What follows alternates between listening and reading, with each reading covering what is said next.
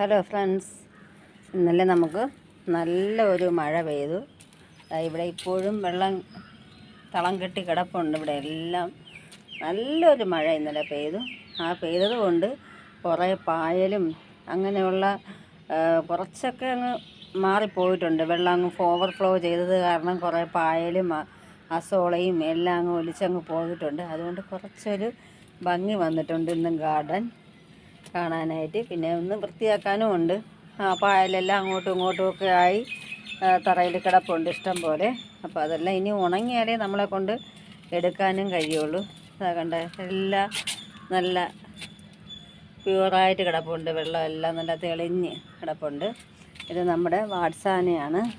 വാട്സാന വിരിയാറായി വരുന്നുണ്ട്. പക്ഷേ ഇത് ഓരോ പെറ്റൽസും അങ്ങ് വീണ് പോകുന്നുണ്ട്. മഴയും കൂടെ ആയത് കാരണം അടുത്ത ബഡും ഉണ്ട് അതിനകത്ത്. പിന്നെ ഇതിന് ഐഡിയ അറിയില്ല, പക്ഷേ നല്ല ഫ്ലവറാണ് ഇതിനും. അപ്പോൾ അങ്ങനെ കുറേ എണ്ണത്തിലൊക്കെ ബഡും വന്നിട്ടുണ്ട്. നമ്മുടെ ഗാർഡനും നല്ലവണ്ണം നീറ്റായിട്ടുണ്ട്. ഇത് വൈറ്റ് സ്വാനാണ്. പിന്നെ ഇത് സാറ്റയാണ്. സാറ്റ ഡോർമൻസി ആകുമെന്ന് പറഞ്ഞ് മാറ്റാനായിട്ടിരിക്കുമായിരുന്നു. എല്ലാം അങ്ങ് പോയി, ലീഫേ ഇല്ല. അതിലാണ് ഒരു ബഡ് വന്നേക്കുന്നത്. ഇത് വൈറ്റ് പേളിൻ്റെ ഒരു പ്ലാന്റാണ്. ഇത് ആർക്കെങ്കിലും വേണമെന്നുണ്ടെങ്കിൽ പറഞ്ഞാൽ മതി. പിന്നെ അതുപോലെ തന്നെ ഇത് മീസോക്ക് എന്നുള്ള വെറൈറ്റിയിൽ 2 ബഡ് വന്നിട്ടുണ്ട്. ഇത് ചെടിച്ചട്ടിക്കകത്താണ് ഞാൻ വച്ചേക്കുന്നത്. ഇത് കാവേരിയാണ്. അതും വിരിയാറായി. കാവേരിയല്ല, കർണയും വിരിയാറായി വരുന്നുണ്ട്. ഇത് അടിയിൽ കണ്ട ഒരു ബഡ് കാണാമോ എന്തോ, ദാ ഒരു ബഡ് വന്നിട്ടുണ്ട്. അങ്ങനെ അതിൽ ഒത്തിരി ഫ്ലവർ വന്ന് വിരിഞ്ഞ് കഴിഞ്ഞതിന് ശേഷമുള്ളതൊക്കെയാണിത്. അപ്പോൾ അങ്ങനെ അതിലും ബഡ് വന്നിട്ടുണ്ട്. എല്ലാം വെള്ളം നല്ല നീറ്റായിട്ടുണ്ട്. പിന്നെ കുറച്ച് പായല അതുപോലെ കുറച്ചൊക്കെ കിടപ്പുണ്ട്. അതിന് നമുക്ക് കൈകൊണ്ട് എടുത്ത് കളയാൻ പറ്റുന്ന ഒരിതേ ഉള്ളൂ. എല്ലാത്തിലും വെള്ളവും നിറഞ്ഞ് കിടപ്പുണ്ട്. ഇല്ലെങ്കിൽ നമ്മൾ ഒഴിക്കേണ്ട സമയമല്ലേ ഇപ്പോൾ, നല്ല വെയിൽ കാരണം. അപ്പോൾ അതുകൊണ്ട് ഇതൊക്കെ നല്ല ഇതായിട്ട് നിൽപ്പുണ്ട്. പിന്നെ ഇവിടെയും ഇന്നലെ ഒരെണ്ണം വിരിഞ്ഞ് നിൽപ്പുണ്ടായിരുന്നു. പക്ഷേ മഴ കാരണം അതങ്ങ് ചരിഞ്ഞു പോയതാണ്. നിൽപ്പുണ്ട്. ലീലയാണെന്നാണ് തോന്നുന്നത്. അതും ഐഡി കറക്റ്റായിട്ട് അറിയില്ല. എന്തായാലും റക്ഷങ്കായി അല്ല, ലീലയാകാനാണ് ചാൻസ് കൂടുതലും. പിന്നെ ഇതുപോലെ എല്ലാത്തിലും നല്ല ഇനിയിപ്പോൾ നല്ലവണ്ണം വളരും. ഒരു മഴയൊക്കെ പെയ്തത് കാരണം നല്ല ഭംഗിയിൽ വളരും. പക്ഷേ ബഡ് വരുന്നത് ചിലപ്പോൾ കരിഞ്ഞു പോകാനായിട്ട് ചാൻസ് ഉണ്ട്. അതുപോലെ നമ്മുടെ ബോഗൺവില്ല എല്ലാം മറിഞ്ഞു പോയി.